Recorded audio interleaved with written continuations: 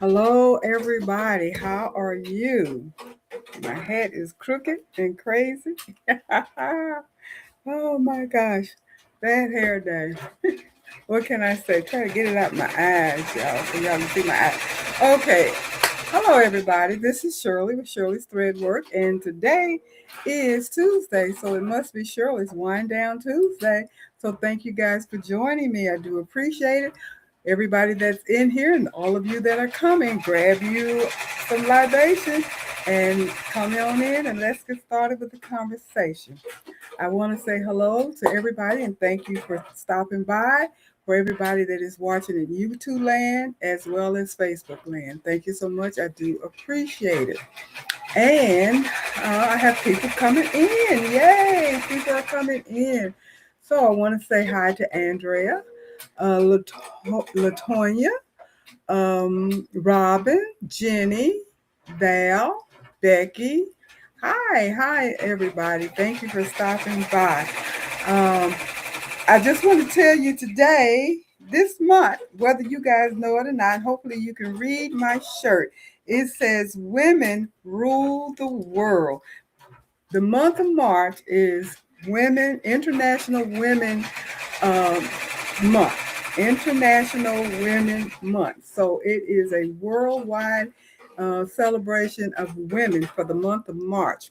Also, the month of March is Quilting Month. So I am going to be working my group, the Social Society crew.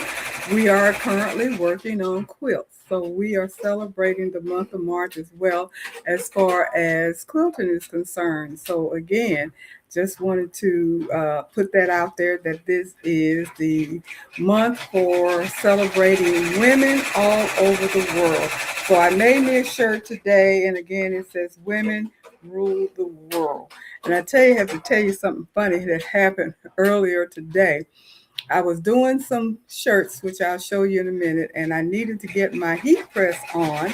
And since I moved things around in my room, I wasn't able to plug my heat press directly into the wall. And I had it in a surge protector, but that puppy did not want to work. Trust me, it would start heating up and then it would just shut off. And so I finally decided to plug it into my big serger that I have my machine on, and thought that that was going to work. And it did for a minute, and then it shut out everything. It tripped the switch. So of course, once I finished, I ended up pulling that out, plugging the machine, the heat press directly into the wall, got it all heated up, and then pressed my shirt and everything that I needed to do. And then I plugged up my big surge protector that my machine is on and all of that. And nothing came on. So I needed my husband to go flip the switch.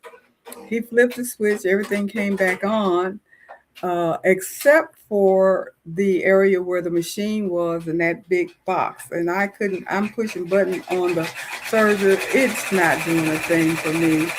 So he comes in and he fiddles around with it and it starts working. And I said, "What did you do?" He said, "I reset it."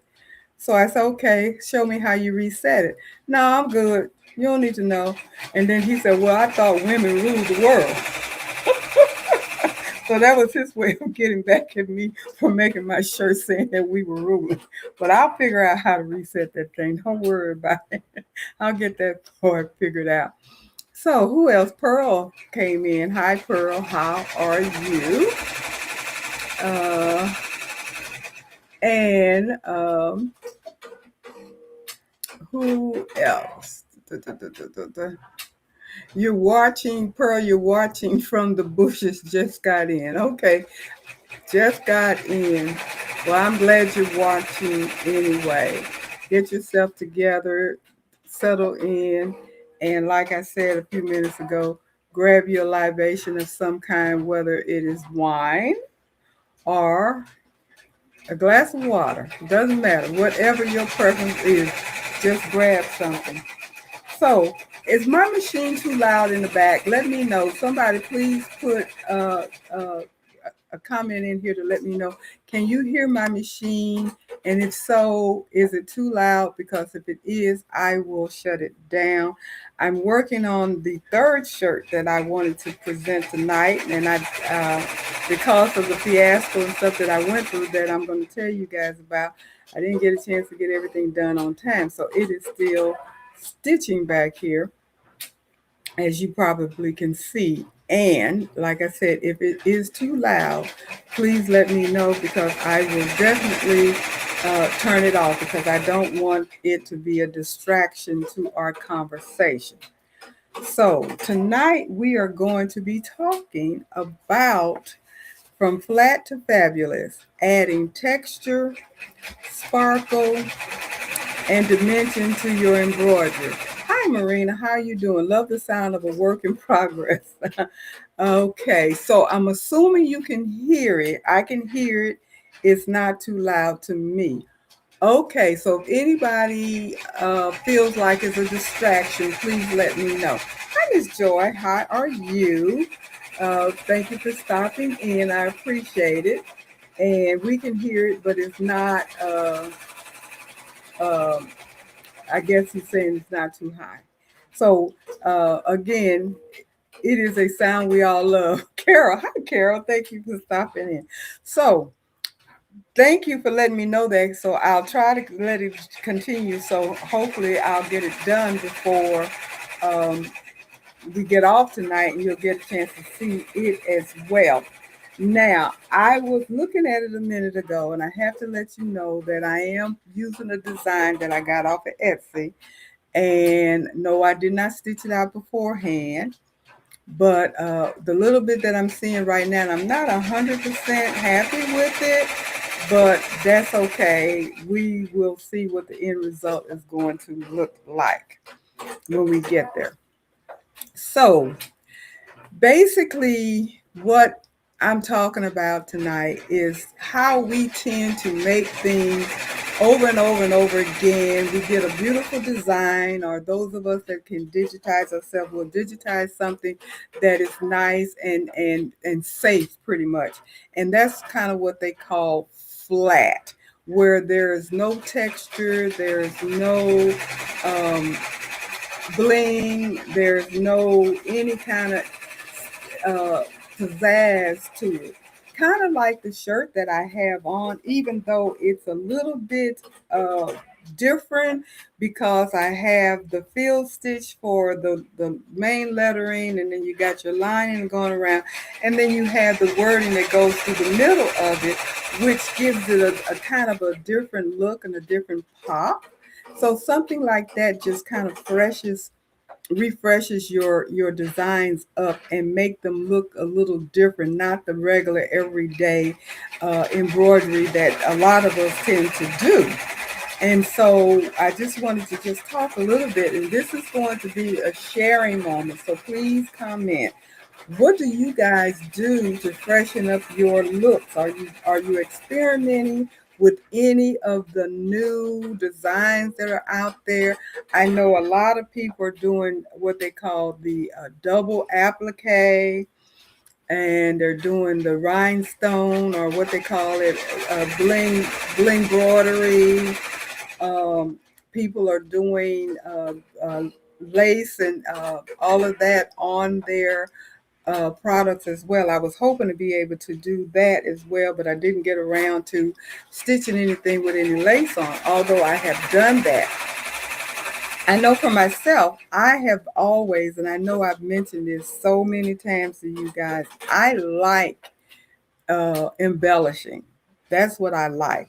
I like to include rhinestones, 3D, floral, applique, um, vinyl, glitter vinyl, all of those kinds of things, into incorporate them into my designs, not just take the design as is and not add anything to it. I like to make it a little bit more interesting. For me, it just kind of it makes me happy. I embroider, like everybody was saying, the sound of work or the sound of the machine is something that we're used to and we love because we're used to working on our machine. And when I'm working on my machine, I have to tell you, I that's my therapy. That I have and several people have the same sign where it looks like a sewing machine, an antique sewing machine, and it says sewing is my therapy. I have it right above here looking at it. And sewing is my therapy, or embroidery is my therapy, not necessarily sewing. But embroidery is my therapy. I enjoy when I have a project to do, especially when it goes well. Now, when you start getting some challenges and stuff, that's a whole different ball game. And as we all know, that occurs too. But what it does, it challenges you. If you have something that doesn't stitch out quite right the first time, then that's your challenge to keep trying. Keep trying. Don't give up on it. If you are trying something new for the first time, kind of do like I do because I'm stitching on a t-shirt. These t-shirts are inexpensive. It's not a big deal. So, you can go to Michael's. Well, the last time I bought them out of Michael's, you could get them anywhere from $2.50 to $3 for a T-shirt. So that's not really bad. So if for some reason it messes up, that's okay. You can figure out how to fix it, or you can just keep it as scrap so you can turn it on to the back and practice on it or what have you. So it's not a big deal if it doesn't come out perfect. Rarely will I try a spank brand new design, especially with a designer that I'm not familiar with, on anything that costs a little bit more, like a sweatshirt or a hoodie or something that I've spent a little bit more money on. I like to make sure that I'm pretty confident that the design itself is going to come out okay. At least that's what I try to do. Doesn't always happen that way, but that's what I do.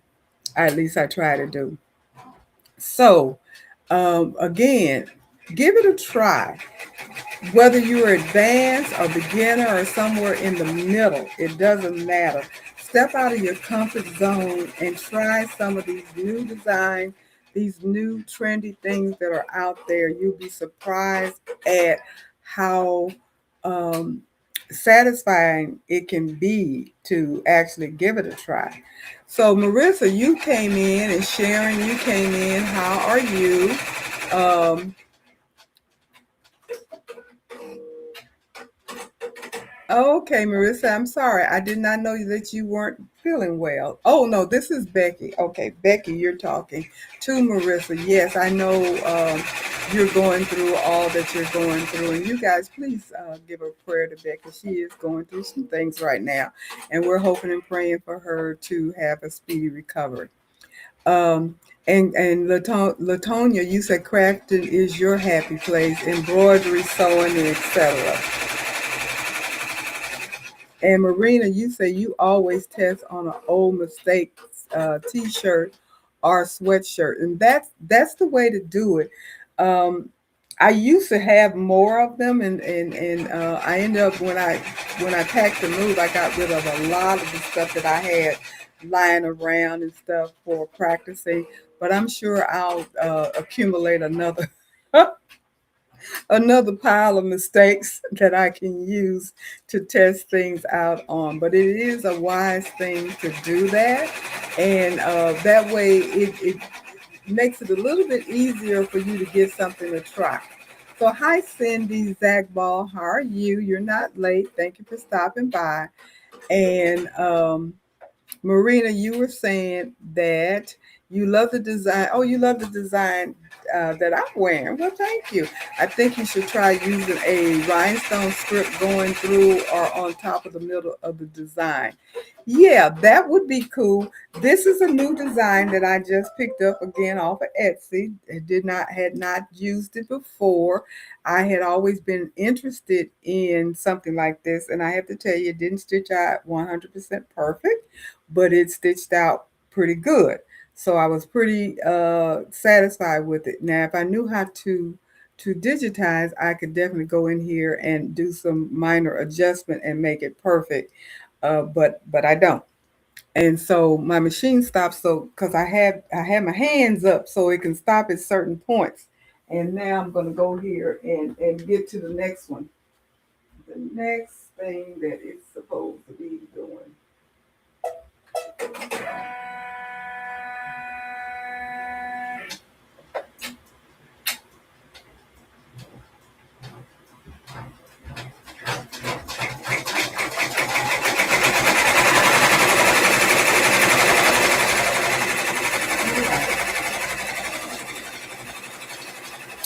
So that's going to sit for a few minutes as well. I think I got about another 30 minutes on it.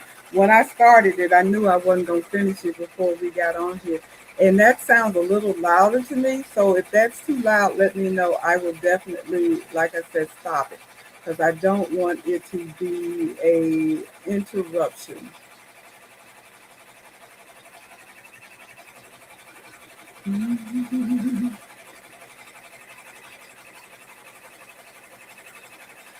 Okay. So,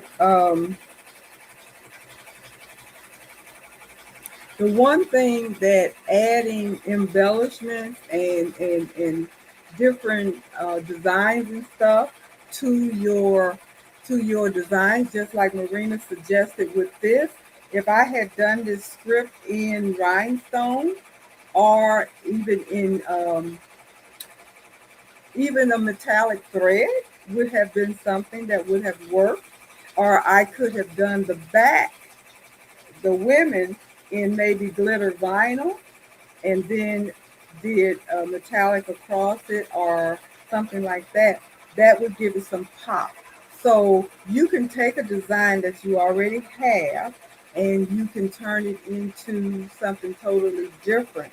There are several softwares out here and Embroidery, if you know how to use Embroidery well enough to switch your things into applique, then that would make it easy for you to turn this particular design into an applique, because it's not an applique, it's actually a field stitch. Everything is field stitch. So it took a while to stitch.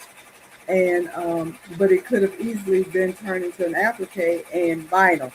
This is getting a little loud back here, so I think I'm going to turn it off, or let me see if I can turn it down.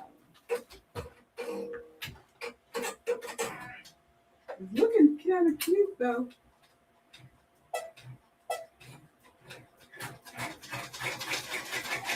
If I slow it down, maybe it won't be so loud. I don't know. We'll see. We'll see if I slow it down if it'll be so loud. Um, so what did you guys do with Nancy? Glad you had a great time with Miss Nancy at her show.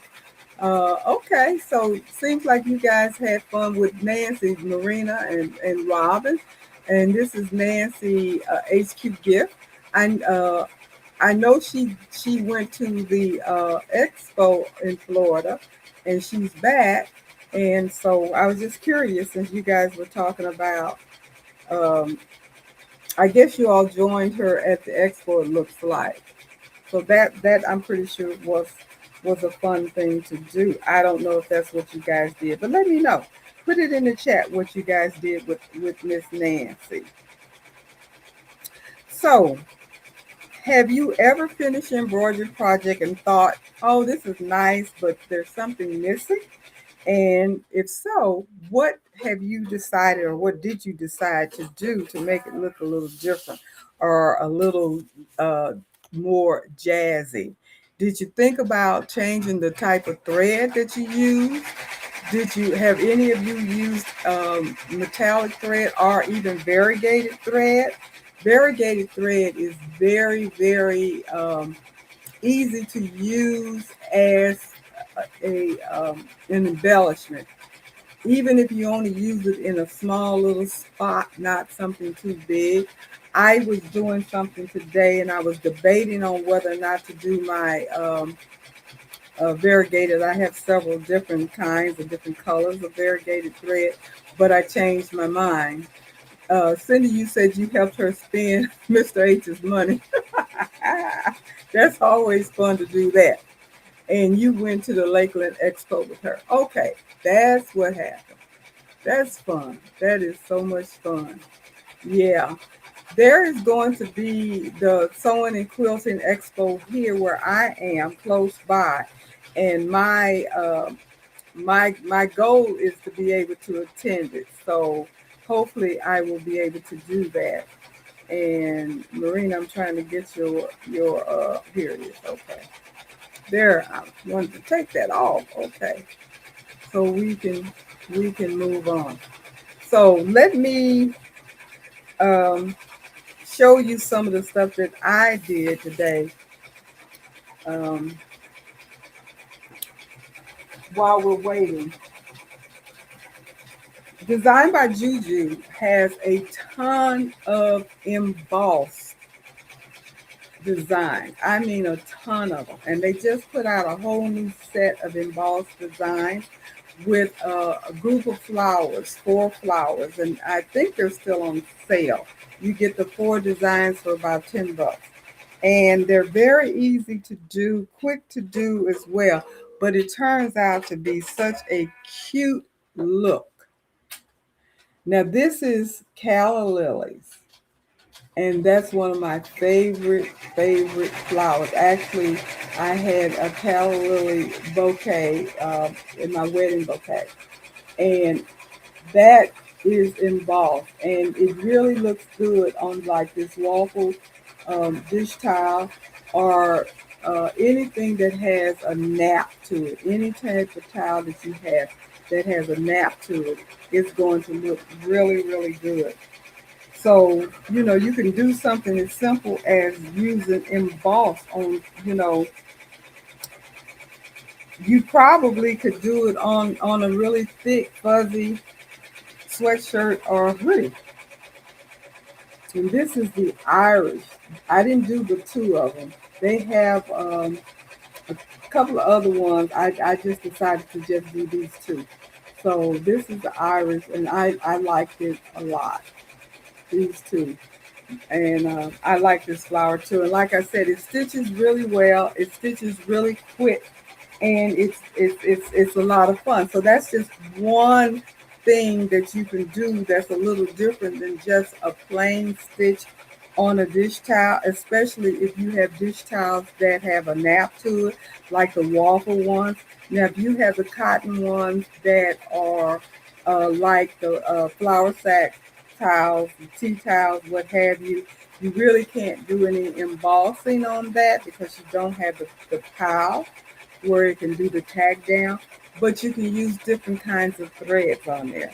You can also do some lace on there. You can stitch some lace on there instead of um, just stitching the regular design.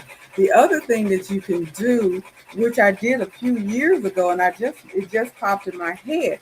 I did a several towels where I actually added something to it. I added the little ruffle skirts to it, and some ribbon, and the design. I did a lot of Christmas towels like that, and I had quite a few sales for doing that.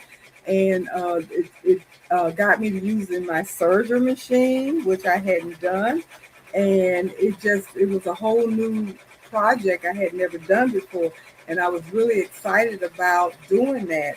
And I bought a bunch of ribbons and a bunch because I was going to do a whole bunch of them, but I haven't done them in a while.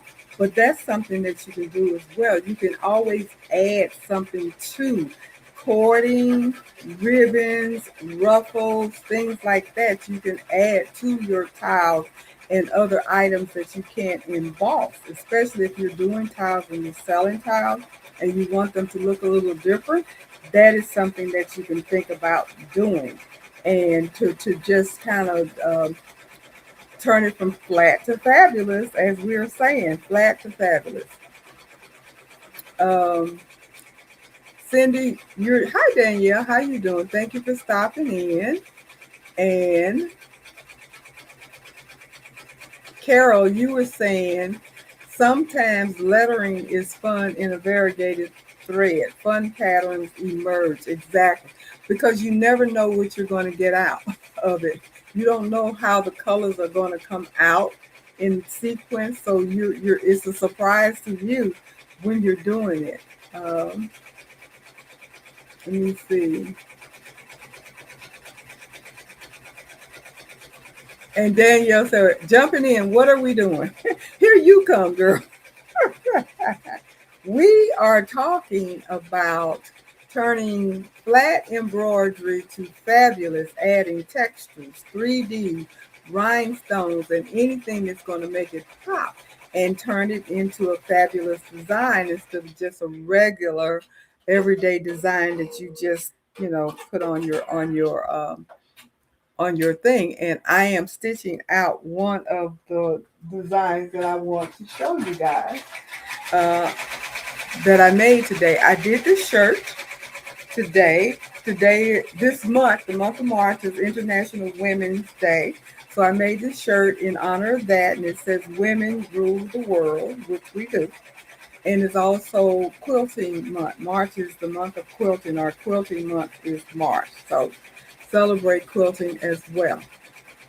And Cindy, you were saying about the Lakeland quilting show. One of the best part of the show was the QOV Awards ceremony, giving quilts to 4 service members. Okay, one was a Vietnam Army soldier. Okay, that was cute. What is QOV? Uh, Q, I'm assuming is quilt. I don't know what the OV is. Maybe veterans. I don't know. So what is QOV?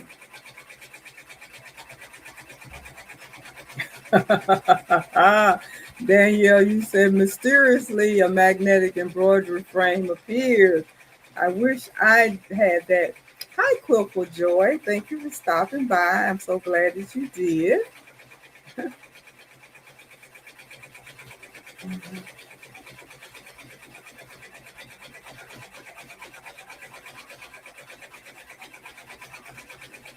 Okay, QOV stands for Quilts of Valor. Thank you. Appreciate that. Hi, Fake. I hadn't seen you in a minute, girl. Thank you for stopping by. I do appreciate it. I do appreciate it. So, I mentioned variegated thread. I mentioned metallic thread. Also, you can use thicker thread. Whatever your machine. I do have some thicker thread, like 12, I think is the thickest thread that I have. And I have yet to make this project that I bought this thread for. But you do, and I made one. I made a Santa Claus when I made his beard, and I have no idea where that is. But I bought all of this thread off of Madeira a few years back because I was going to make this big old lion head. And I still have the design in the thread. So at some point in life, I'm going to do that. But I wanted the texture. The other thing, I think somebody mentioned, and I kind of, who said something? Cindy said, who was that? Oh, Quill for Joy. Notice your cap. It is fabulous. Thank you so much. I've been wearing this cap for a while. All of this is the stress and stuff was how the cap was when I bought it. So I bought it on purpose. I just can't seem to get my bed uh, to sit straight on my head for some reason right now. But anyway, that's what you do when you got a bad hair day. You put a cap on. You get a cute cap and you stick it on your head. Somebody said something about fringe, I believe, and I meant to say something about it and started talking and skipped over. So let me see if I can find that comment again and see what people were saying. Or maybe, oh, okay, here you go. Who is this? This is Carol. Carol, you said, I want to try some of the fringe where you cut the bobbin thread and fluff the front. Yes. Um, Let me look and see. I know there is a person that sells on Etsy, and I have bought several of her designs. And you guys, I showed you one of them. I did a towel with the sunflower, And I put that away somewhere so I don't have it handy where I can pull it out and show it to you. But she has a lot, and I trust her because I have used her designs, and I don't think that they're not difficult, and I think they stitch out really well. So I'm going to see if I can find her because I don't want to butcher her shop's name. And I will, and I go through Etsy to get her.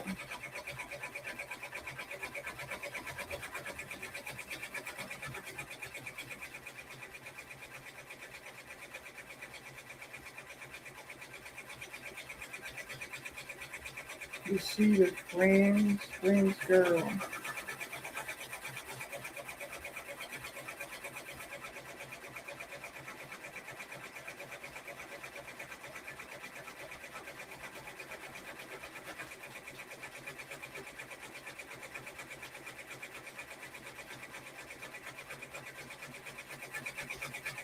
Mm-mm-mm-mm-mm-mm. Come on.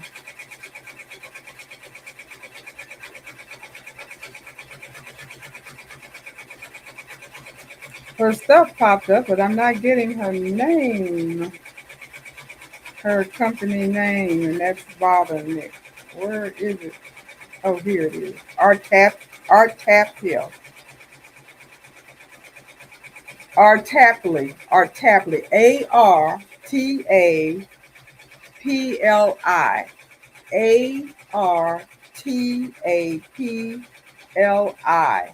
is her stuff. And she does the fringes. She has all kinds of designs on her site that are fringes. And I that's where I have bought my fringe designs from. I love her stuff.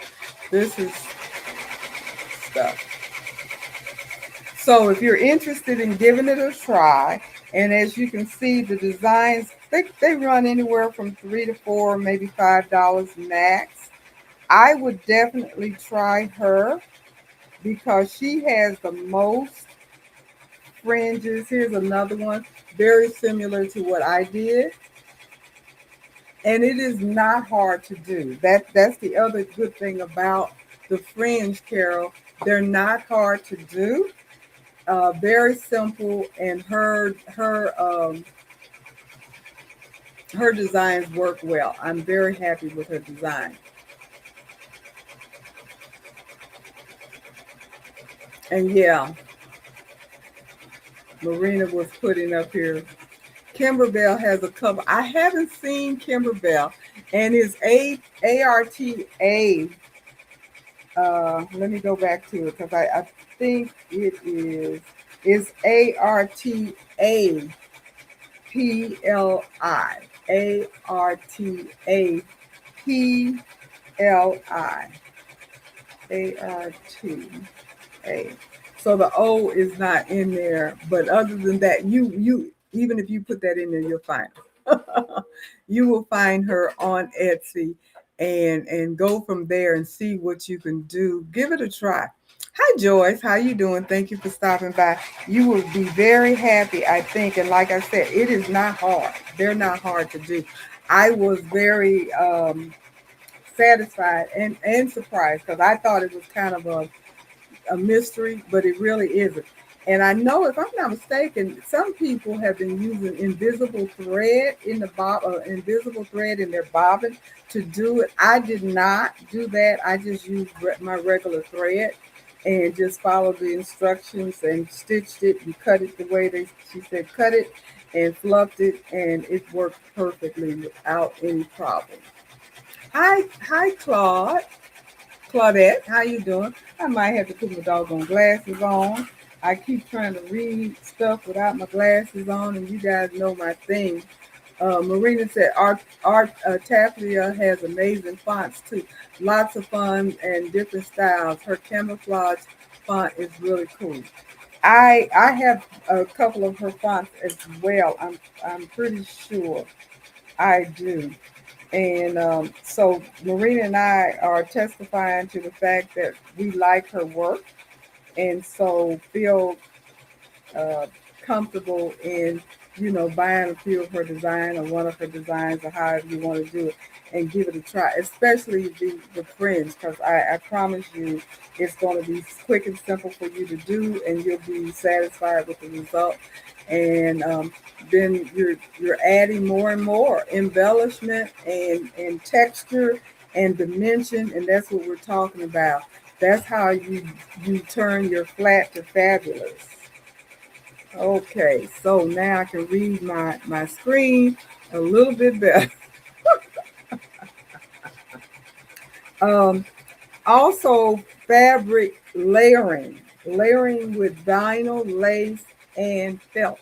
And I mentioned to you guys about the lace and the rickrack and the fabric, and even about vinyl and stuff, adding it to some of your projects and stuff, just to change it up to give it a different look.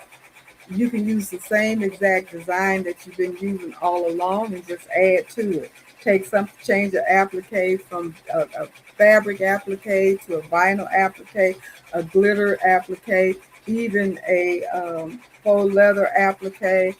You'll be surprised. Felt, cork, all of the different materials that you can use to just change the look up instead of just doing the rec. Or you can actually not put any fabric at all and just do the outline, which is another way of changing your design around.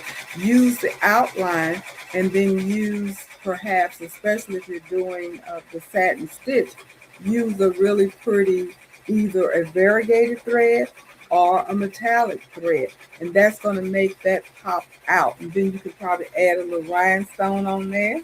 And girl, I'm telling you, I'm already thinking in my head how that's going to look. It's going to be really, really cute. Um, Also, combining quilting texture like trampunto. That I love that. I love that puffiness. I love that puffiness. And I've been wondering about basically making your own fabric in that trampunto and then taking that and making a garment out of that. I think that that would be so cute. Or even a pillow. I plan to do a pillow out of that for real. That's what I'm planning on doing because I think that's going to be really, really turn out to be a beautiful gift. Um, And of course, all of these things can be sellable items. If that's something that you're interested in, sellable items, if you sell your things, and that's going to help boost the sales because people are going to be more interested in buying something that they can't find in the store that's a little different. People, I mentioned last week about looking at towels, decorative dish towels in the store, and then thinking about the towels that I have on my site and the differences in the cost. And naturally, people can buy the towels out of the store a little cheaper than they can out of off of Etsy because not only do you have to pay for the price of the towel, you have to pay for the price of the shipping. So that pulls your price up, so it makes the sales difficult to make. I get that, but when you're adding something special, something different that they're not going to get from a dish towel or t-shirt or sweatshirt or hoodie or whatever that you're going to get out of a store, then that justified the additional cost, even though it's going to be additional cost to you as well, because you have to pay for the extra products that you're using and the extra time that you're spending on it. But it definitely gives it a different uh, twist. So, which which one of these things have you thought about using, or have you used them all? How many of you have actually done rhinestone? Let's start there, because as I mentioned earlier, this what are they calling bling bling? I can't even think of it now. Embroidery, bling broidery is what they're calling it. Bling broidery is kind of like the thing that's out now. And it's kind of funny because I was talking to Andrea earlier today and I mentioned it a while back. It's not really new, it's coming back. If anybody ever um, remember, been at least a couple of years ago, where I made this shirt and it said Diva, and I no longer have that shirt. I got some bleach or something on it, so I think I discarded it or gave it away or whatever. I don't remember. But I used HTV HTV glitter vinyl instead of regular fabric, and I used rhinestone, and of course it was embroidered. So it was those three different elements to make one design, and it turned out really, really cute. Now, I did a shirt today. That's where I was having my heat press problem because um, I was trying to figure out how to use this software again. Marina, you and I had that cut and stitch, and I have to tell you, I got lucky, lucky, lucky.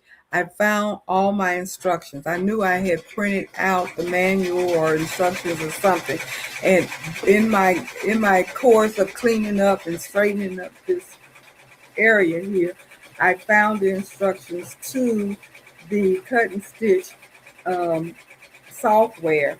So I was able to figure out how to do my bling again. And so I did a shirt today, and I'm not 100% happy with it because I have to tell you, hadn't done it in a while. Had not done it in a while, but um, hopefully you can see. Can you see what it says?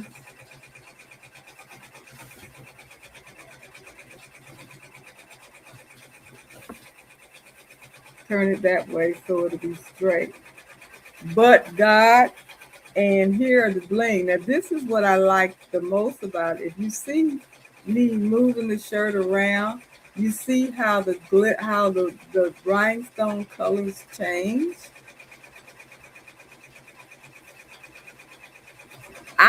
I didn't even realize when I chose these rhinestones.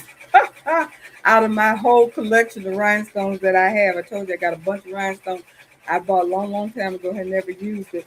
I did not realize that these were the ones that changed and everything. I did not realize that. So when that happened, I was pleasantly surprised. And I wanted to do tone on tone, so that hopefully you could see the satin stitches for the word "but God," and then the um, the um, the rhinestone around it.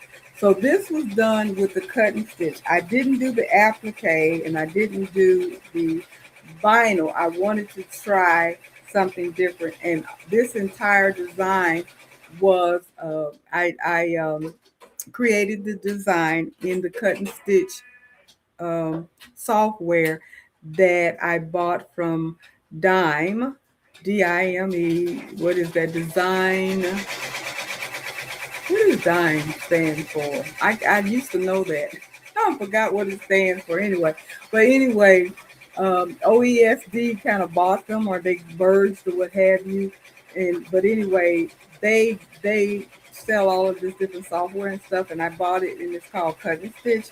And you can do the rhinestones and you can do the fill, you can do the outline, you can do the fade out, all of this is so many different ways that you can do your rhinestone. You can create everything in there, make them appliques, all of that kind of stuff. And then what I did, I created my design.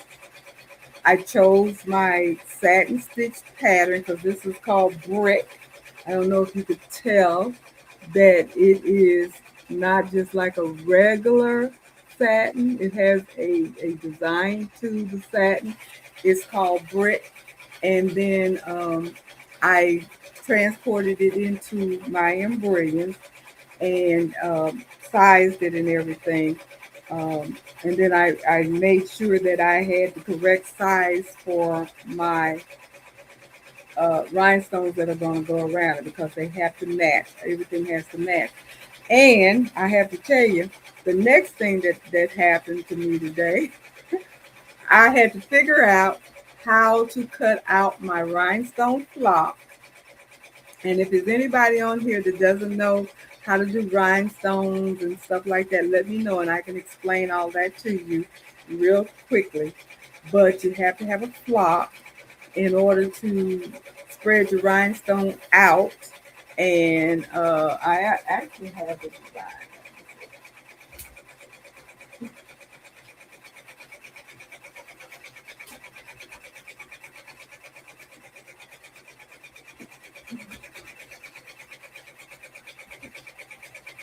And this part is the part that this is what I created, and you cut it out. And I wanted to cut it out with my scanning cut.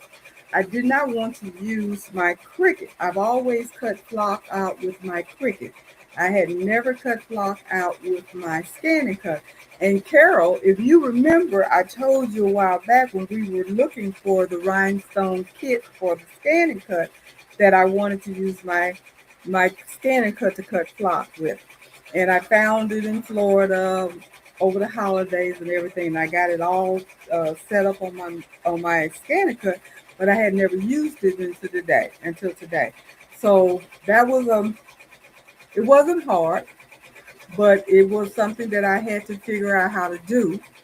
And once I did that, the next challenge, in all honesty, was to figure out the settings to so it could cut. And it cut. I was very happy with the cut. The only problem that I did have is because my mat was not the strong sticky mat. It did not pull any of it didn't pull any of the holes out. So I had to come up with a solution to get all of the dots out without having to do too much work. And I was able to do that. It wasn't a big deal. I figured out how to do that.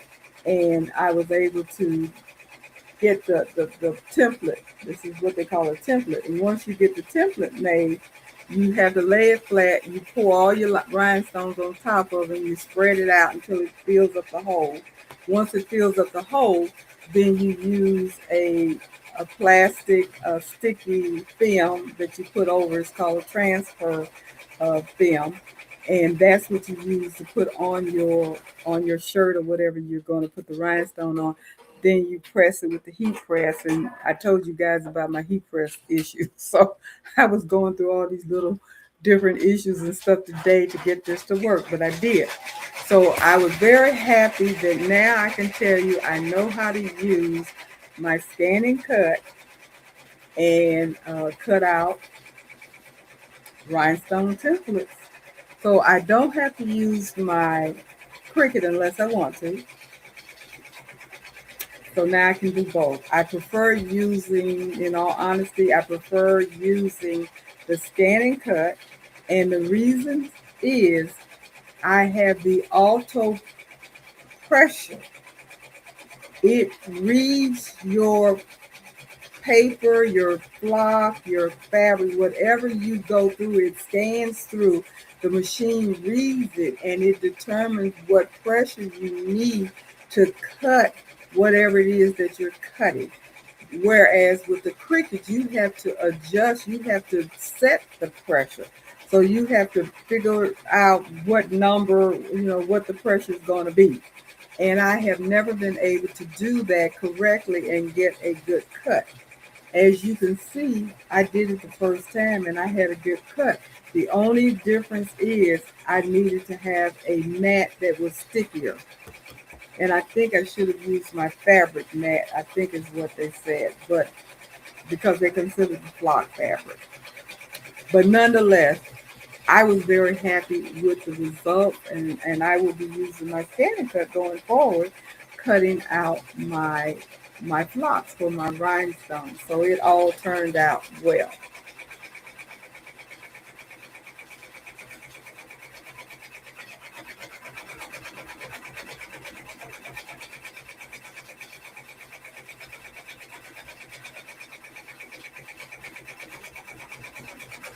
Okay, somebody said something about putting the link in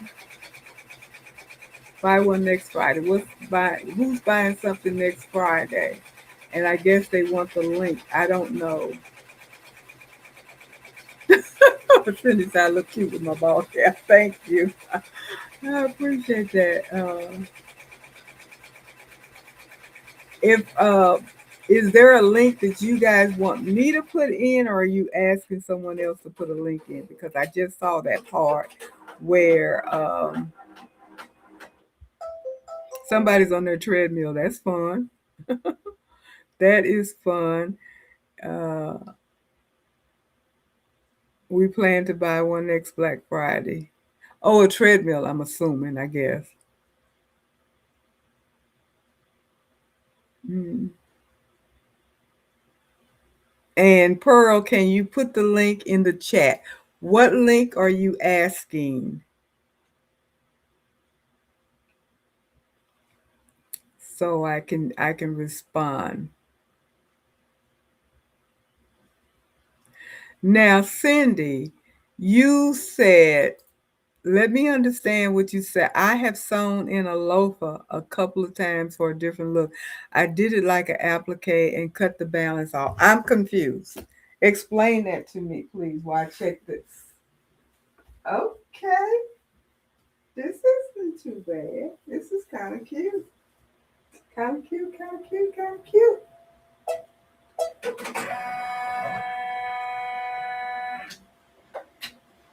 Almost done. That, the, yeah, almost done. Kind of cute.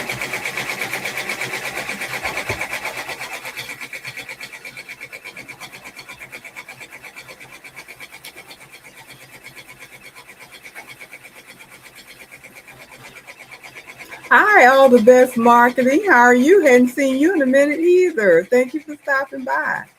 Let me see.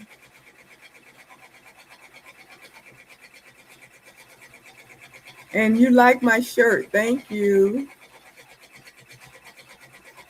Design and machine embroidery. Thank you, Jenny. I couldn't think of that to save my neck. As much as I knew dime is design and machine embroidery. I was like, what in the world?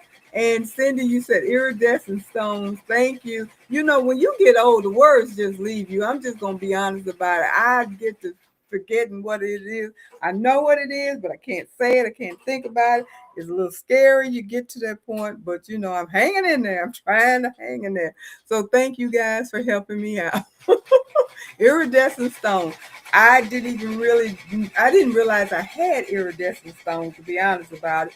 And when I was pouring it out on my template, I noticed that, I knew that the colors were different, but I was thinking it was more kind of like variegated type situation where you just had so many different color stones in there that it would, it didn't register that they were iridescent and they were going to change with the light until I actually did it. And I was holding it up and looking at it, and I noticed it, and I said, "Oh my goodness, this was better than what I had even planned for it to be."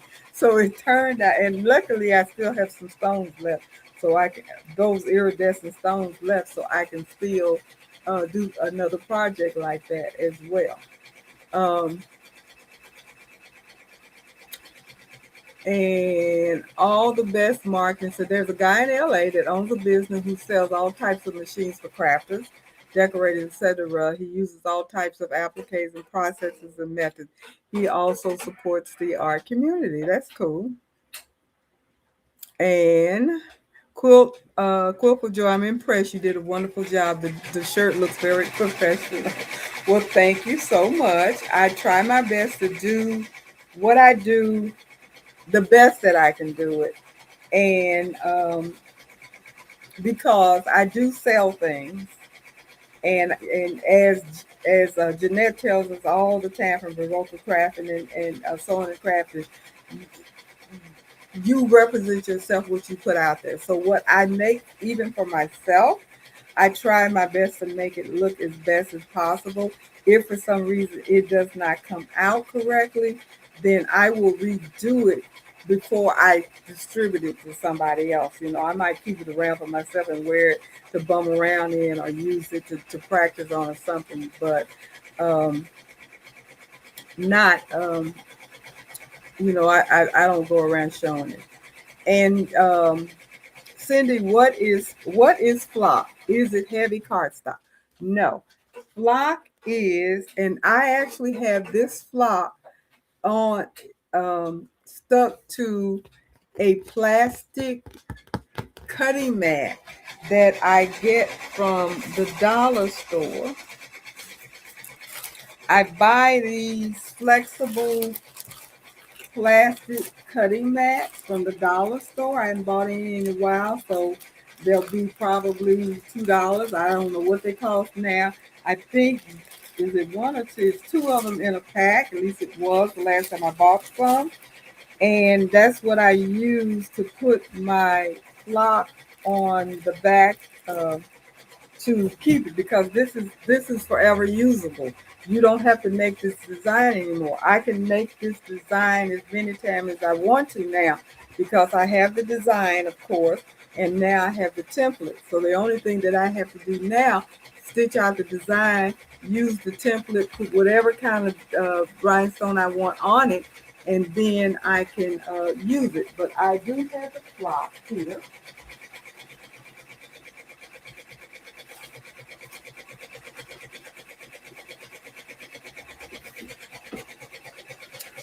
This is flock.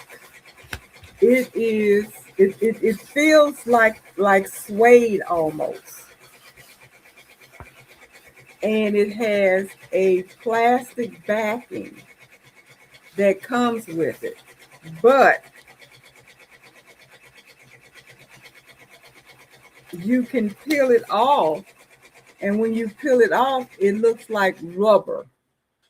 Look, this part here looks like it's rubber, and this white part here is almost like a heavy paper. So this is what flock is. And this is what you have to have. They come in different colors and different, the people that sell them, I think the weight is different. I don't know. I got this particular roll from TRW. What is that? The rhinestone, the rhinestone world. TRW is the rhinestone world. This is where I bought the flock from a while back, and it was quite a bit more than what, maybe twice as much of what's on here now, and it was like 60 some odd dollars. So flock is not cheap. I have flock left over from when I was getting my stuff from Soul Creation as well, and it's pink. Now I know Eve from Baby Booties. I think she sells flock. I'm not sure. I think she does, because she has purple flock. But anyway, this is what you use in order to get your to make your template. Once you make the template, I mentioned to you, you spread out the design. You use like a little painter's brush corner that does the corners, and you spread you kind of rotate and make the rhinestones fall into the hole. Once the rhinestone falls into the hole, then you use what we call transfer paper. And this is also plastic. And this is not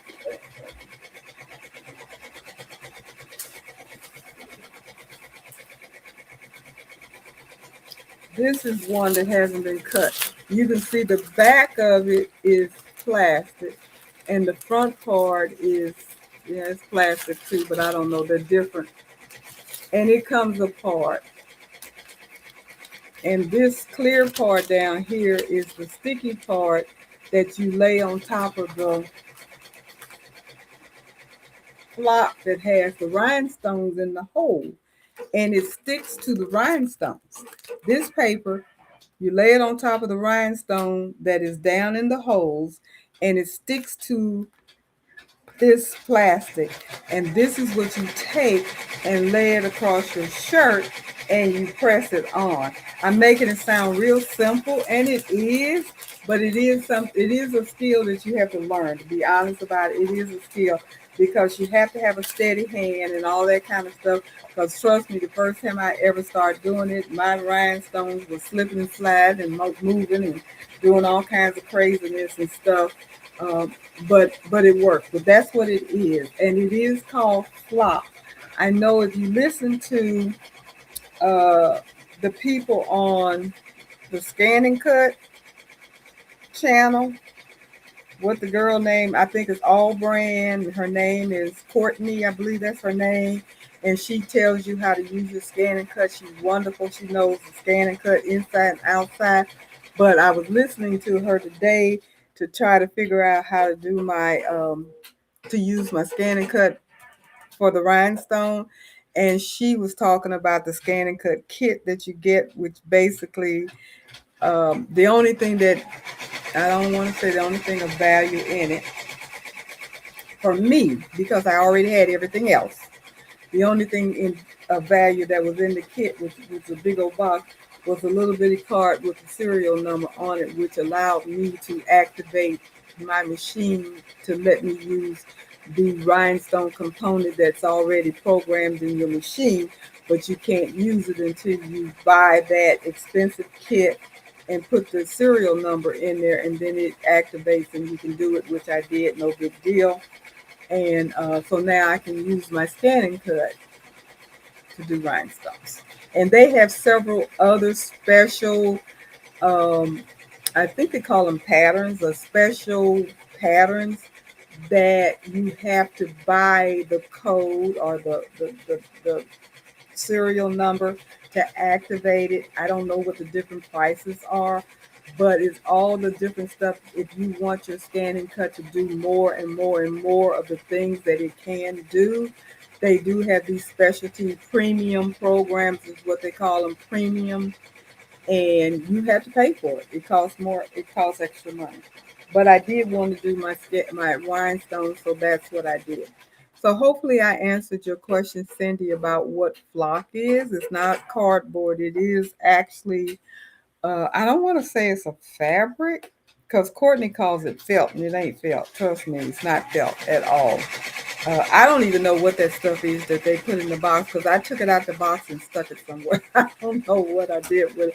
I don't even know what it was. I didn't pay it any attention because I really didn't need it. It was just a little small square, maybe 12 by 12, I guess, and a little bitty bag of rhinestones and a little bitty brush, and then you had the card, and that's what you get in your kit. So if anybody can find a kit, don't be surprised.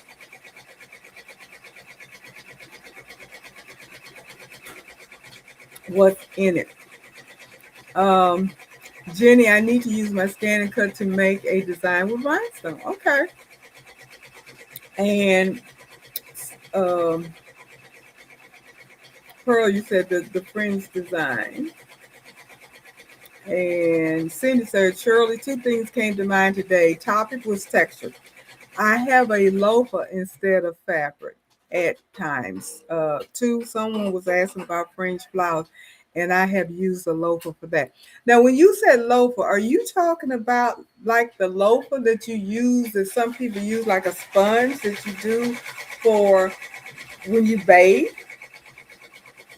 Is that the loafer that you're talking about? Because I am intrigued if that's what you're talking about. Because I'm trying to put in my head, how can you do that? Because you know me, I like texture and dimension and all of that, and I like new things, and that is certainly new to me. And if you don't mind putting a little something in the chat about it, I can read it out to everybody because I have never heard of doing any type of embroidery or of any kind with loafer. So that's intriguing. That's interesting. That's how we learn. I tell you, I love this process that we go through because so many people do so many different things that we can share. Because I honestly, I've never heard of doing stuff like that. But yeah, you said it's the shower loafer. Okay, got that. Oh, okay. Do you, oh shoot, not live. Can't do show and tell. I wish you could. I wish you could. Maybe next time you can come on and I can bring you on and you can show what you've done with it because I am very intrigued. And Robin said that does sound interesting. It does. I'm intrigued. I would like to know what you do with the local because that sounds really really intriguing to me.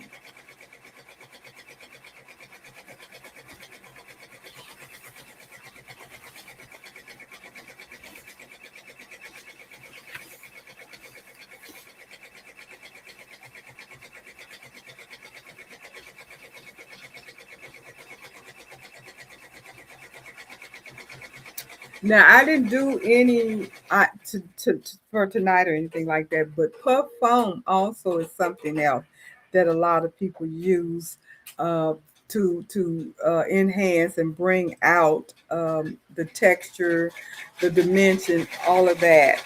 Puff uh, foam.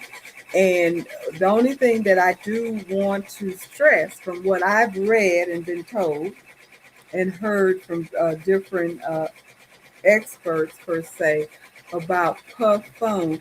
They do recommend that you use the foam that is for embroidery and not the foam that's for crafting. And there is a difference. I think the foam for crafting may be a little harder and it may be harder to stitch. I'm not sure.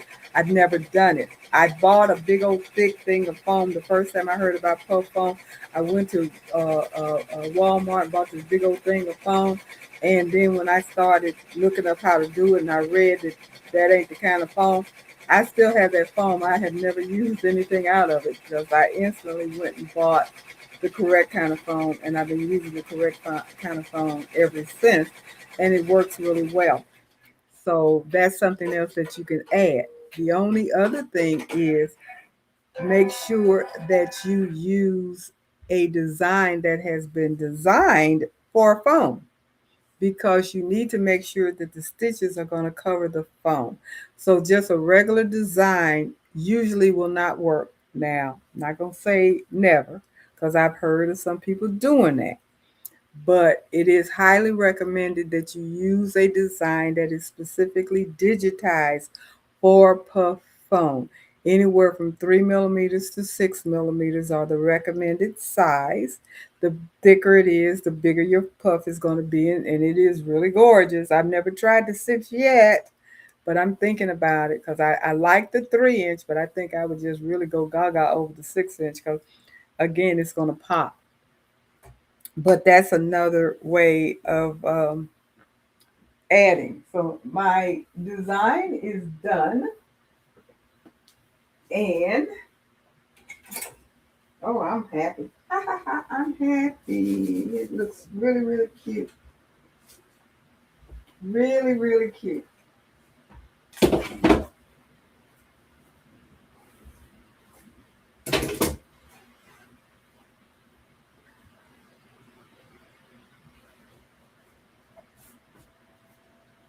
So, since I just took it off, I'm going to show you what I just did.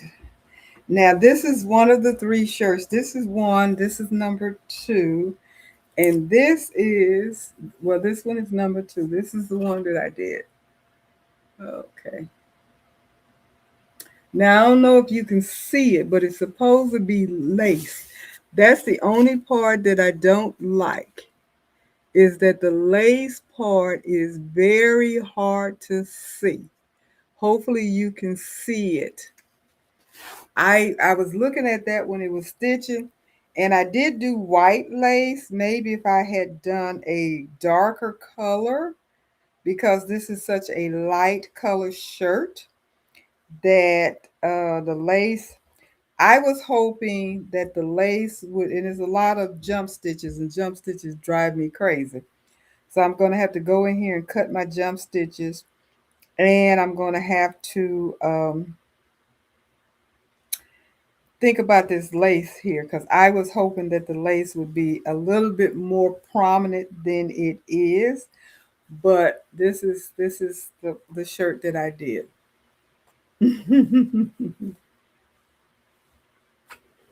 Yeah. And it says, the world needs peace.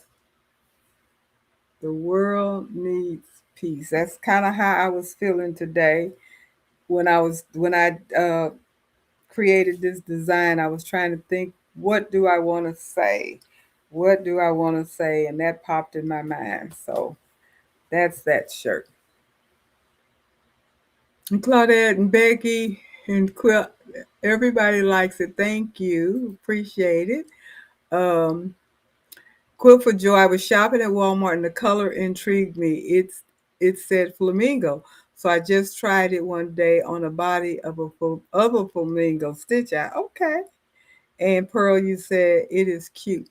So this is one of the shirt, and I'm going to show you one, two. Well, I showed y'all three. These are the three shirts that I did today. So the one I have on, this one, and this one. So these are my work for today. Now,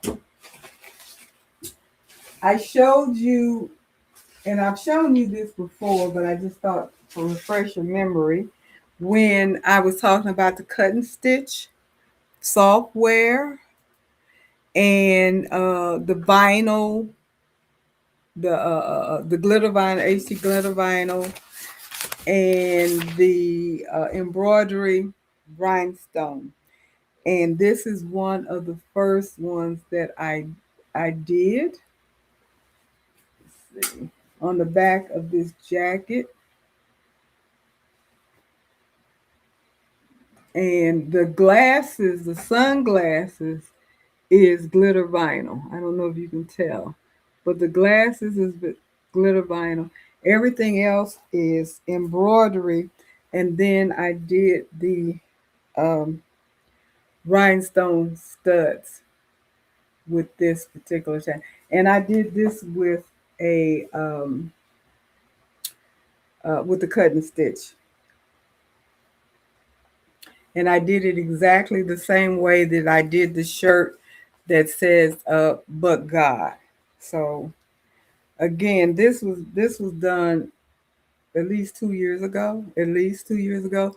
So the only reason I'm saying that is that the rhinestone, the bling broderie is not new. We've been bling brodering for a while, but it has come back into style and it is gorgeous. It really is gorgeous. And I really like it. Now, what I have done is I did the cut and stitch. Today I did the cut and stitch. Couple of weeks ago, I did try to do the um,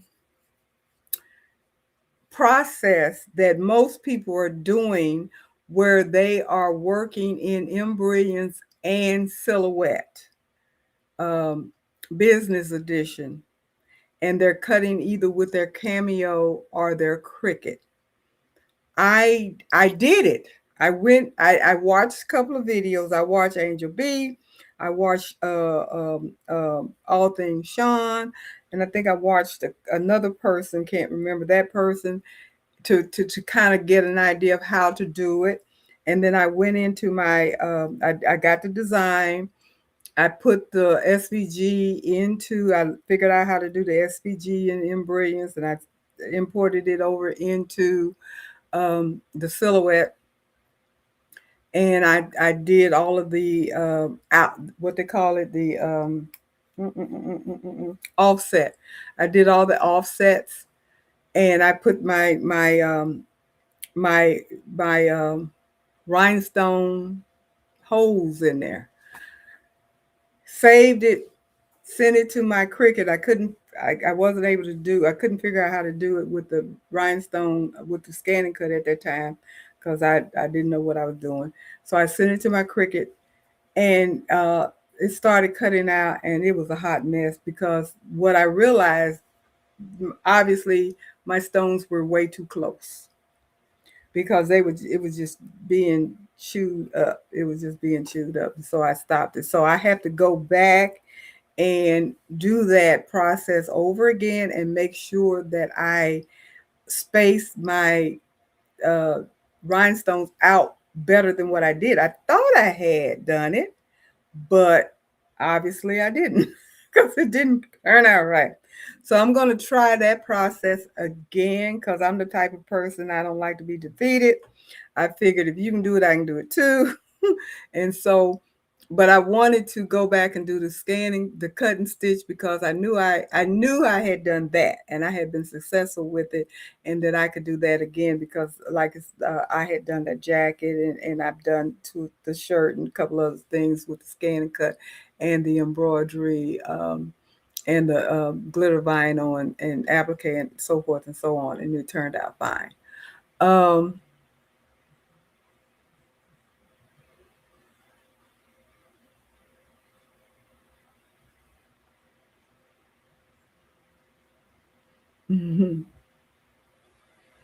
Daniel, that is so beautiful.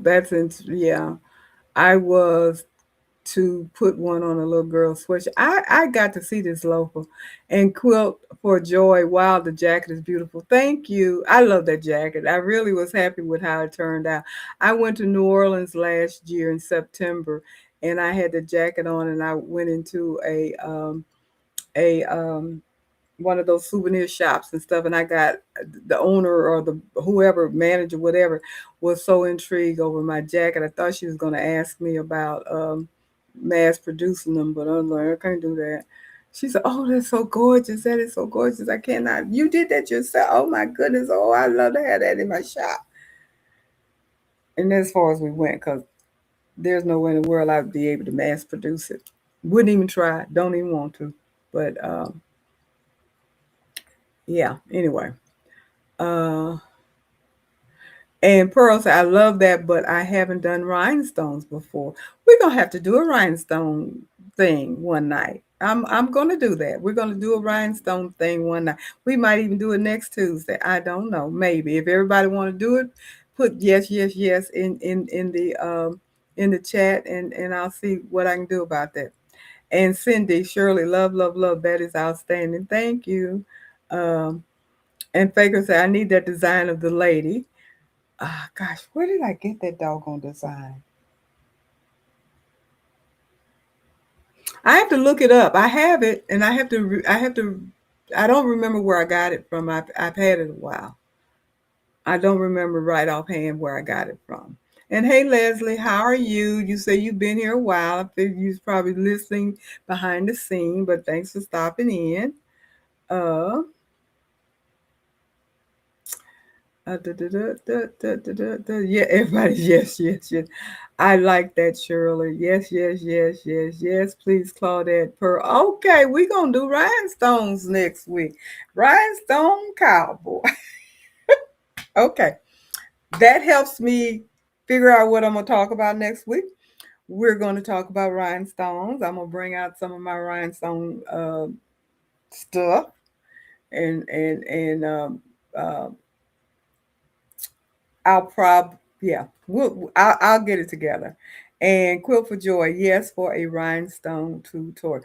I am not a rhinestone expert by any means. I'm telling you that up front. The baby booty, Eve, and the other people that she hangs out with, those are the rhinestone people. I am not.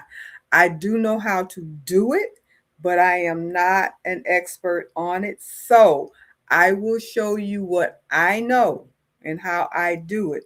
But don't beat me up because and ask me a bunch of questions. I tell you I can't answer. I'll do the best I can, but I will show you it is not a hard process, to be perfectly honest about it. It's really not a hard process. Creating your own template, I don't do. That's where the skill comes in, that Eve with the baby booty and what have you, they create their own template. Now, in the software that I have by Dime, what is it?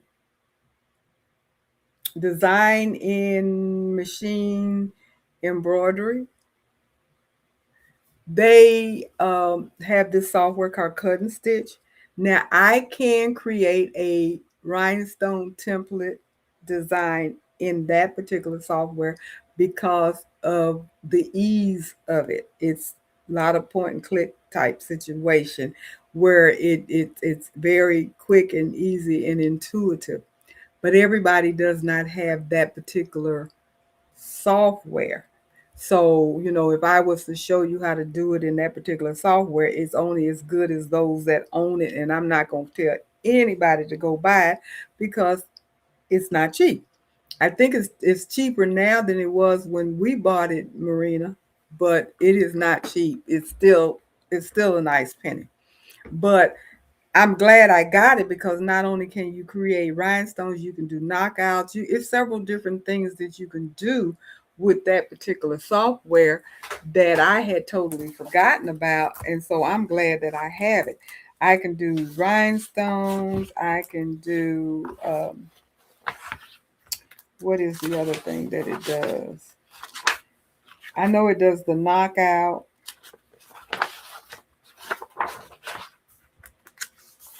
A couple of other stuff. It's a lot of different stuff, but it's not a very intuitive software. That's the one thing that it morphs. Yeah, yeah. It allows you to do, and I put my manual and all that kind of stuff with the instructions in this little book when I found it, so I can have it and keep it and go back to it. And then they do have videos and stuff, and that has been what's been helpful for me because I paid for it. I need to learn how to use it, and I remembered that um, I had used it to do the rhinestones and stuff. And the next thing I want to do with that particular software is get familiar with the knockout because there's a design I've been dying to do that I saw somebody else make a long time ago with puff. And I want to figure out how to do that because the girl didn't say how she made it. She just showed us how she put it together. I want to know how you created the design, but that's part of digitizing, which I don't digitize. Um, and Faker, what are you saying about some gumbo? When are you coming back to New Orleans? Did you try your gumbo? Uh, I did try gumbo. I don't know when I'm coming back to New Orleans. My good girlfriend that I work for usually goes traditionally she goes to New Orleans in September for her birthday, and that's where we all went last year. And she may do the same thing this year. And if that's the case, that's probably when I'll go back to New Orleans. And now that I know there are people in New Orleans, then I'll be getting in touch with folks and stuff, just like I know there's people in Vegas that I'll be getting in touch with folks while I'm there. So that'll be a lot of fun. I can hang out with some crafting people while I'm out of town. And the second question was, did I try gumbo? I do not remember the name of the place, but the one that I went to was on Bourbon Street. Go all the way upstairs. I think it was 3 levels. The very top floor is where we ate. It was like 20 of us, and we had this big, huge, long table. That gumbo was fire. You hear me? That gumbo was fire. I tasted that gumbo and I almost had tears. It was so good. It was so good. And I was so disappointed in myself because I ordered the trio. I ordered gumbo, etouffee, and jambalaya. And the gumbo out of the three was the best. And I wish I had just gotten a big, huge bowl of gumbo and forgot about the rest of that stuff because the rest of it I wasn't impressed with. But that gumbo was to die for. It was so good. Now, that was one night. We went somewhere else another night, and my daughter in law ordered a little bowl of gumbo. And I have to tell you, we all were so disappointed because that gumbo was not good. It was not good. It was like, ugh. So, what is a good place to go that has really good gumbo? And the other thing that I was a bit disappointed with New Orleans was the beignets. I'd always wanted to try original New Orleans beignets, and we did have beignets, but I wasn't impressed. I have to be honest, bit. I wasn't impressed. And lastly, y'all keep that coffee.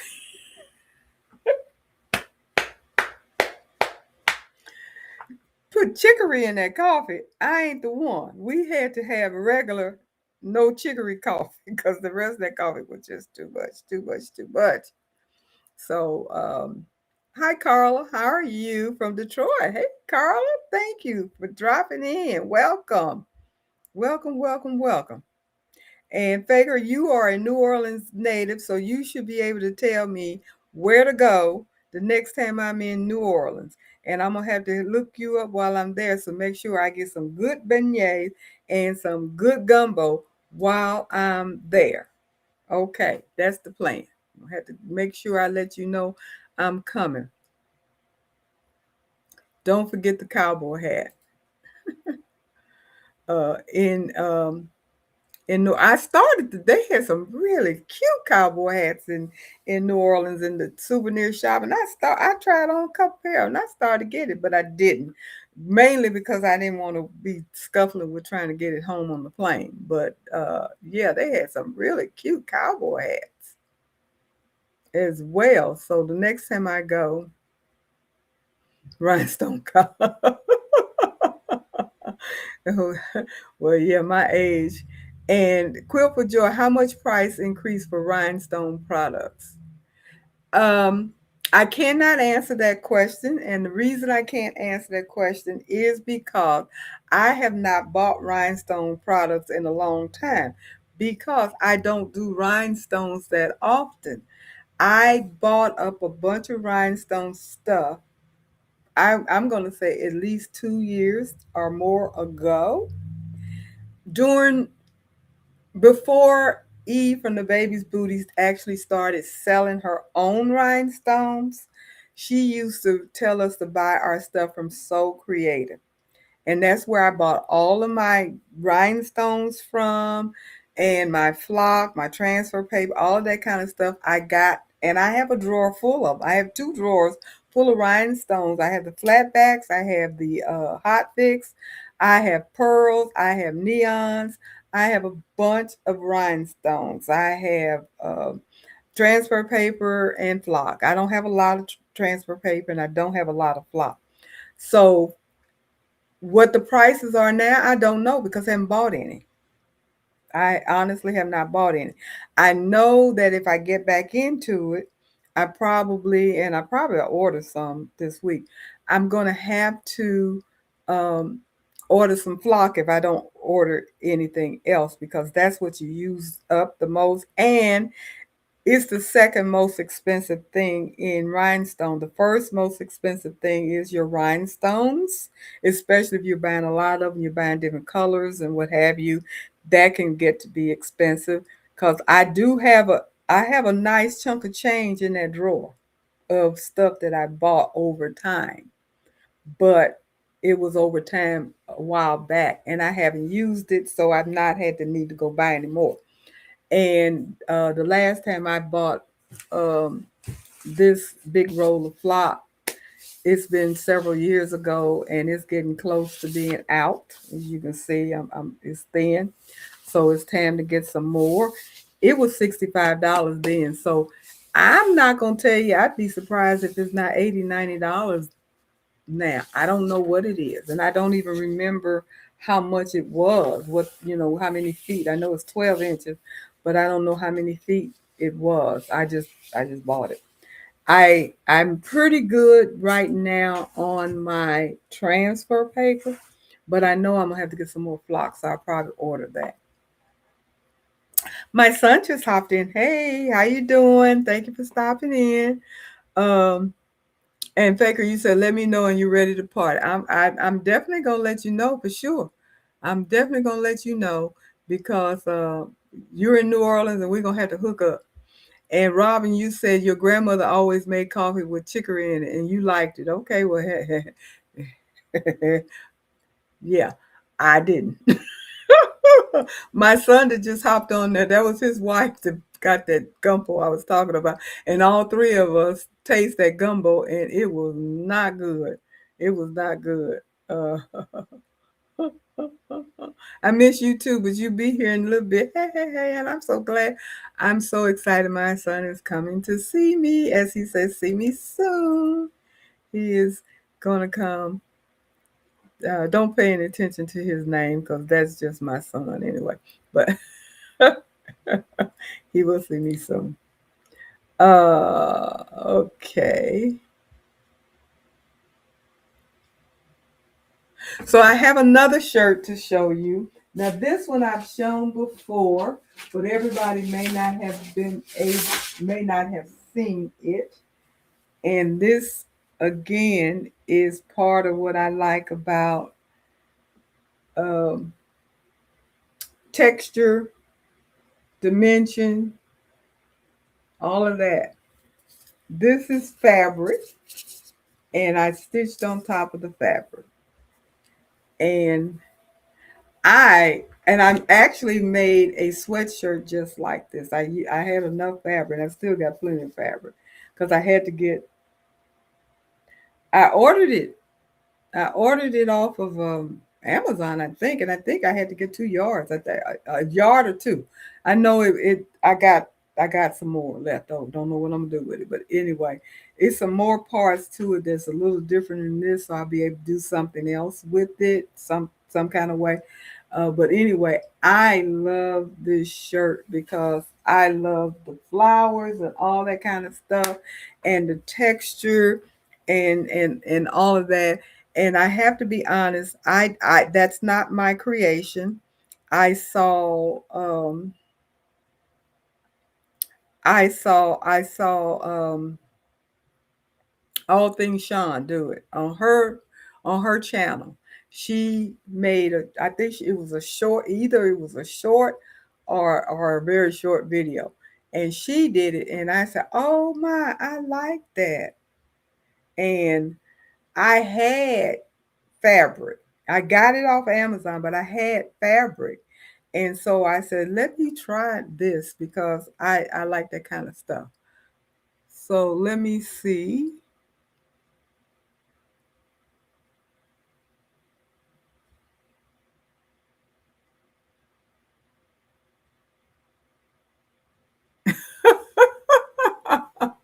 You asking my son, did I bling out a shirt for him? Nah, I did not.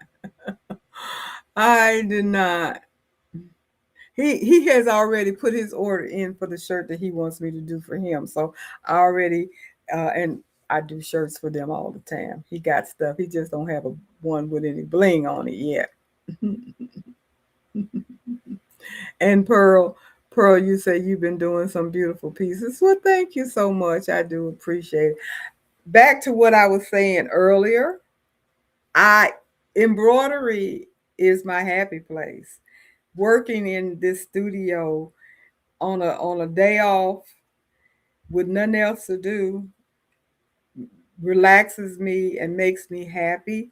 It frustrates me sometimes too because I be trying to do stuff I can't, and I it takes me a minute to figure it out. But then the joy comes once I get it figured out and I can get it done. Do you see my son asking? We need our logo done also, Mom. Okay. You know I got you your logo, your patches, all that stuff. I got you. No problem. No problem. I'll get it done. Um,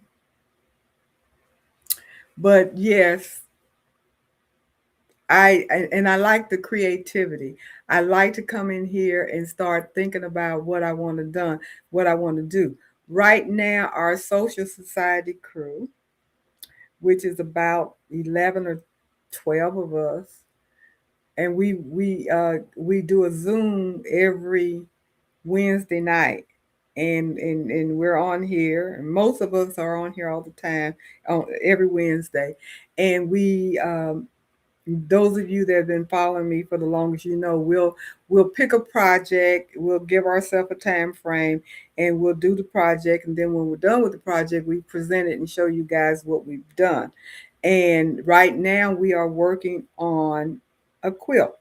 Like I mentioned earlier, this is March is National Quilt Month, so we're not going to get done with it this month. A lot of us are just getting started. We've given ourselves into June because it is going to represent the 250th anniversary of the USA. So I would venture to say the majority of us are doing some type of patriotic red, white, and blue type stuff for our quilt. So that's what we will be working on, and that's what I will be working on. And then I have a couple of other projects in the work on the side. So be doing that. And Danielle, you just hopped up here and said, okay, in brilliant class. Girl, I can't do no in brilliance class. I can't. I can't do an in brilliance class. I don't know enough. I know enough in brilliance to do the stuff I want to do, but I don't know enough in brilliance to teach anybody else how to use in brilliance. I can show you how to do certain things in brilliance that you may or may not know or whatever, but I can't teach an in brilliant class. I'm still learning how to use Embroidery, especially the digitizing part of it. That part is totally Greek. Well, I won't say it's totally Greek to me, but it's new to me. I'm beginning to understand a little bit of it, which I like because it seems like it's kind of intuitive, like the rest of the modules that they have. And my only desire with learning any type of digitizing is to be able to do little simple things, not to do a big time design and create a design and you give me a vector and I take it and turn it into a digitized design. That ain't gonna happen. That's not even something I even desire to be able to do. I want to be able to look at a design and see where some of the flaws may be and go in there and fix it. I want to be able to come up with something simple and maybe create that. But big time stuff, nah, I ain't trying to do that. Hi, one pixie stick. Hey, how you doing? Thank you for stopping by. I do appreciate that. Um, And Carol, you said just finished fourth grandson scrap photo album, and now I can get back to stitching. Yes, yes. Mentioning that, have you thought about scanning in a picture and stitching that out for your fourth grandson, or putting it on a quilt or some type of wall hanging or something like that? Have you thought about doing that? Um, I think you have the 1055X, if I'm not mistaken. You can, if the scanning board came with it, you know you can do some scanning. Now, does it work well enough for you to do a whole photo? I'm not sure, but I tell you what, I just remembered the, what is the name of that? Art Spira? Is that Art Spira? Their software that you can get free or you can pay uh, a $12 and some odd cent per month subscription, and then you're able to do more things with it. Well, if you guys remember this, this is a picture of my grandson that I had, and I used Art Spira and I was able to uh, scan it in to the machine back there. It's on the machine. I can't use it anywhere else, but I can stitch it again if I want to. And I did, because I stitched this out just as a demo for myself because I wanted to see how well it worked. And I stitched it out. But I made him a sweatshirt, and I put this on, not this big, of course, but on some of the designs and stuff that I was doing. I actually put this on the arm of his shirt, his hoodie that I did for him, cause he's a rapper, and I did him some stuff. I was trying to, you know, fix him up. um, yeah, you do have the 1055. So yeah, you can do that, and if you try, I know the line art scanning works well on the machine because I've done that several times with the line art uh, uh, part. I've not really tried hard to do something like this with the scanner on there. This, like I said, I did this with the software Art Spira, but you only can do it with the paid subscription. You can't do it with the free subscription. So what I did, I paid for the subscription for 1 month just to check it out and see what some of the features were. You could do Disney, you can do a whole bunch of stuff. And to make up my mind if this was something that I wanted to, invest in. And I really didn't, because I wasn't going to do that much stuff all the time. But you can always do that if you got a project that you want to do. You can always pay the subscription, do it, and then cancel it going forward. Long time away from my broadcast. Well, I'm so glad you came back. Thank you, Pixie Stick. I do appreciate it. Um,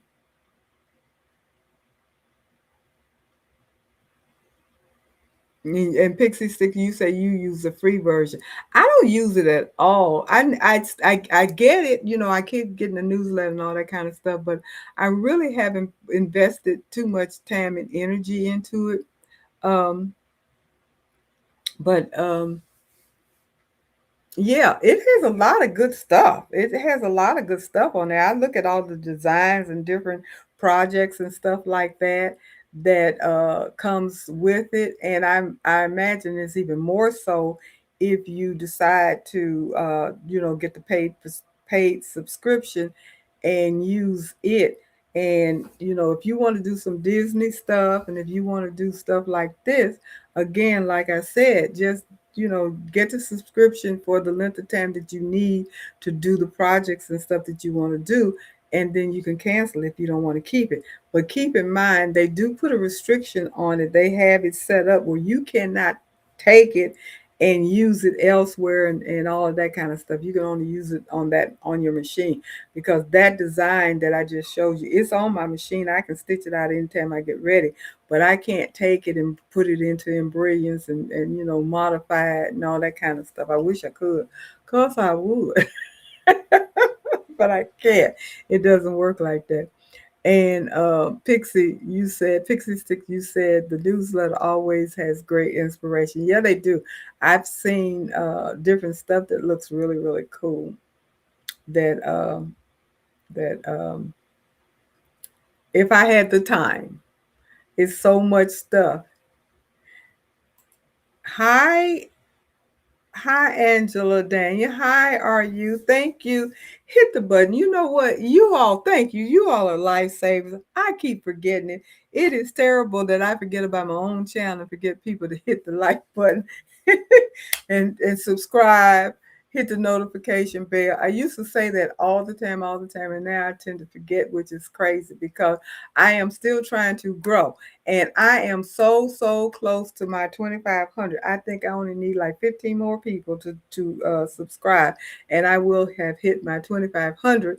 And once I get that 2,500 subscription, then there will be another giveaway. I'm going to figure out how to do it, but there will be another giveaway once I hit that goal, because that was the next goal that I set. When I hit that goal, my next goal is double. So we're going to have to work hard to get that next goal. and go from there, because I do want to grow my channel. I know that I can get it way higher than what it is, especially if I go back to doing my weekly tutorials, which I had gotten away from for a whole year. And now that I got my room and stuff all back together and everything, I am going to get back into that because I miss it. And next week we are going to do the rhinestone stuff. That's not going to be that's going to be on the live. So you guys come in for that. And I'm putting myself out there, so I'm gonna have to be ready. And Cindy, yes, please spread the word so people can come and spread the word to tell people to hit the subscribe button. It doesn't cost you a dime, even though I do have a membership program, but it doesn't cost a dime to hit the subscribe button and let me get to my 2,500 plus so I can move on up the line. And it helps the channel. The likes help, the comments help, all of that, because that's how the algorithm works. It looks at how many people have subscribed. It looks at how many people have hit the like button. It looks at how long you actually watch the live or videos or whatever it is that I have. And it also looks at comments because they see there's interaction.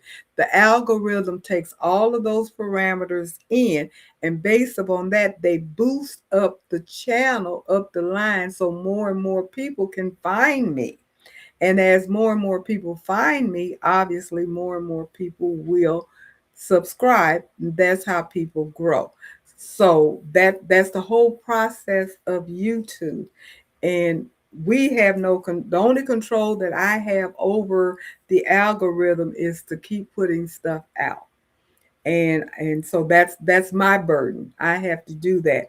Your contribution is to come, to look at me, participate, hit the like button. If you haven't subscribed, please do. Spread the word, just like Cindy is saying. Spread the word. Get it out there. You know, people say, "Hey, have you looked at Shirley's thread work? Check her out. You might get something out of it." I have over 200 some odd videos already on YouTube that talks about everything ever since I first started embroidery. I talk about the machine, the maintenance. I talk about color sorting. I have tutorials on the different stuff. I got the jacket that I made on there. It's a lot of different stuff. I got caps, how to do caps, jacket backs, all kinds of stuff that's on my channel now. So if you look at those things, you might be it might be beneficial. Like Pixie Stick says, yes, ma'am, Shirley's there at work gives great tips and tricks and inspirations. So there you are. That's a testimony. So get the word out, get some more people to come in and watch, and also uh, subscribe, grow, help me grow this channel, because I definitely want to grow the channel. Oh, one thing that I want to point out, I don't know how well you guys can see it, but I'm looking at it right now. The back where my quilt is, on there is my little sign that I got. Welcome to Shirley's Threadwork Sewing Room. Sean Go Savvy Design, Sean Go Savvy Design made that for me. She makes them. So if anybody saw it, thinking about it, interested, check her out. She got a website. She does make them. And so I was quite happy to get it, and it came quickly. So I just looked up and noticed it. I said, oh yeah, I need to tell you guys about my sign. And Pearl, you said you remember when I started out. Thank you. Great videos. And Cindy said, like, comment, and share. Yes, please, please, please get the word out so we can get this channel growing. Get the word out that I will be talking about rhinestones on next Tuesday. Anybody that doesn't know anything about rhinestones, then do that. Come and watch. Again, I just want to give you a heads up. I am not the rhinestone expert. I'm not going to show you how to create the template in the software, that kind of stuff. That's not my forte. But I will show you just the technique of doing the rhinestone, putting it on the shirt. I got to figure out how I'm gonna work around with this um, my heat press, because my heat press knocked out my my breaker. Um, you cannot have your machine on and use that heat press, and can't have on too much of anything else and use the heat press. And so I know that now, and which I already knew that, but I turned the machine off. No, I didn't. I turned it. I stopped using it, but I didn't turn it off. That's what it was. I forgot to turn it off. You have to turn it off because too much power being pulled and everything. So in order for me to do the whole process on next week, I will be using my heat press. Hopefully nothing goes out. And so because I gotta show you how to do all of that kind of stuff. But it'll be fun. It'll be fun. Ask me any questions. I'll answer everything that I know. And we will go from there. And okay, Joyce, you're gonna bling right along with me. There you go. There you go. Who know? I bring you on camera, Joyce? We can talk tomorrow.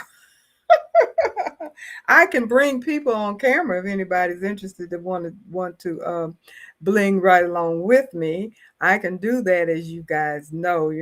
We can have a little get together up in here and do a little blinging up in here for people to see. That'll be a lot of fun as well. And again, ask questions and comments and all of that kind of stuff. And I will share with you as much as I can and everything I know. And I'm going to even look and see if I can figure out how to use this machine that I got from at the Baby's Booty for the big rhinestones. I got some of those. I've been dying to use them. I just haven't done it yet because I didn't look at her video to show me how to use that apparatus that comes with it. And I have some ideas of where I want to use it and what I want to put it on. I just haven't gone that far to do that. So I have my homework. Not only do I have to do that, I got to get cutting out my fabric for my quilt because I'm behind. I'm way behind on that. I bling show and tell. That's a good title. Bling show and tell. That's what we're gonna be doing next week. I'm gonna write this down so I will forget. Bling show and tell. And like I said, if anybody's interested, you can comment on my YouTube channel. If you want to come into the live with me and we work together, that's perfectly fine. We can do that. Just let me know so I can give you the link to come in, and then we can go ahead and kind of have a little fun and do this together as a little group and show the other people that want to learn how to do a little blinging that may not be able to do that, uh, haven't done it before. And there's somebody that said, they've always thought about it, but they've never done the rhinestone. We can do that. Plus, your son requests his logo and patches. He don't want them blinged out, though. I'm pretty sure that he'll have me working. Well, he's coming on Wednesday, so we're gonna be doing this on Tuesday. So we'll have this done and out the way when he gets here. But anyway, he didn't say anything about logo and patches and blings. Now, I don't know. He might. He'll let me know though. Robin, you said you started cutting out your fabric yesterday. I'm using EQ8, you guys, to create my design. So I'm still fiddling around with that, figuring out how to use it. I think I've come up with the design I want to use, and I figured out how many of everything I need to cut. I was trying to scan my fabric into the software so I could um, put it into the design to have an idea of what it's going to look like. But that didn't work for me last night. I don't know why. I tried and tried and tried. I took the pictures, put it in, and it wouldn't transfer over into the software for some crazy reason. I don't know. But I will be cutting out my probably tomorrow night while we're talking, Joyce and Becky and Val and who else is on here? Danielle, Leslie, uh, probably Jenny. Probably will be cutting as we talk because I got to get my stuff cut out. And Cindy, new trend for his business. Yeah. Um, and Marina, you said bling, shine, and tell. Okay, bling, shine, and tell. I'm gonna write that down too, and I'll see which one I like. Cause you know I got to do my thumbnail and everything, so I'll come up with my name and everything. Yeah. So for me, unfortunately or fortunately, however you want to look at it, tomorrow's a work day for me. I work Wednesday, Thursday, half day Fridays every week. So I got to get up and go to work in the morning. So with that being said, I think I showed you guys everything I wanted to show you. Yeah, I showed you all my little things that I've been making. And start embellishing your stuff. Try new stuff. Try the fabric with the flowers on it. That's fun, and it's really cute. You'll be surprised how that's just simple lettering. I think that's an applique. No, it's not. Yes, it is. It's an applique lettering. Of course, I didn't put the fabric in it as an applique. I just stitched on top of the fabric. That's it. Just stitched on top of the fabric, and then you just kind of cut it out the way you want it to look, and that was it. Quick and simple, no big deal. Then of course you got your rhinestone, and you got different colors of threads and all that kind of stuff. So give it a try and see what you're gonna come up with. And yeah, do that.